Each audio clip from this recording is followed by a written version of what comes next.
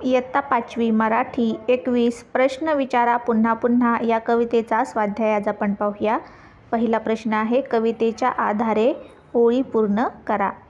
कवितेच्या काही ओळी आपल्याला रिकाम्या जागा देऊन दिल्या आहेत, त्या आपल्याला पूर्ण करायच्या आहेत. 1. शिकणे कधी संपत नाही, होऊ द्या लाख चुका. 2. क्रिकेटची बॅट लाकडी का. 3. खोकल्याची उबळ येते का. 4. सर्दीत नाक गळते का. 5. मेंदूला वास कळतो का.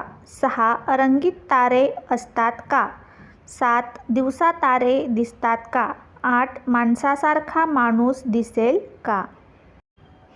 दुसरा प्रश्न आहे, कवितेतील वैशिष्ट्यपूर्ण शब्दांच्या योग्य जोड्या जुळवा. पहिली आहे कुत्रा. कुत्र्याची जोडी आहे वाकडी शेपूट.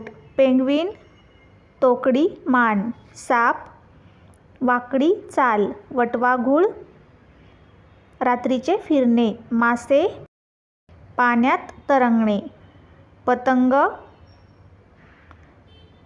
दिव्यावर मरणे. काजवा चमचम करणे. तिसरा प्रश्न, तुमच्या मनाने उत्तरे लिहा. अ.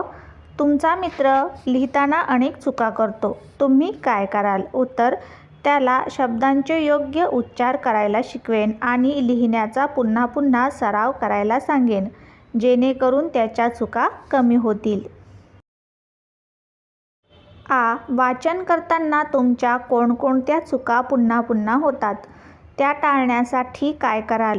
उत्तर, वाचन करताना कधीकधी माझे जोडशब्द चुकतात किंवा घाईघाईत मी ओळ सोडून वाचतो. या चुका टाळण्यासाठी मी शब्दांवर बोट ठेवून सावकाश वाचन करेन, कठीण शब्दांचा सराव करेन आणि दररोज मोठ्याने वाचण्याची सवय लावेन.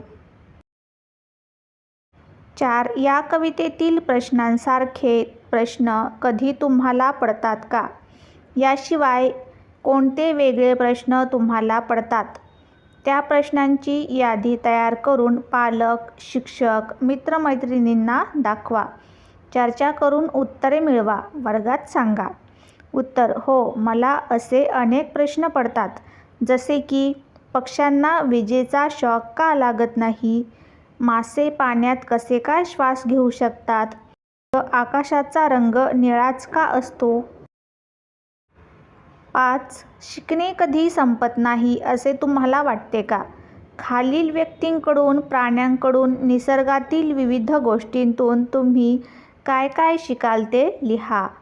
उत्तर, आईकडून प्रेम, माया आणि कष्टाळूपणा. वडिलांकडून शिस्त, जबाबदारी आणि जिद्द. झाडांकडून इतरांना सावली आणि फळे देणे म्हणजेच परोपकार. पर्वत संकटातही स्थिर आणि खंबीर राहणे. नदीकडून सतत पुढे जात राहणे आणि अडथळ्यांवर मात करणे. गाढवाकडून मेहनत करणे आणि सहनशीलता. कुत्र्याकडून प्रामाणिकपणा आणि इमानी राहणे.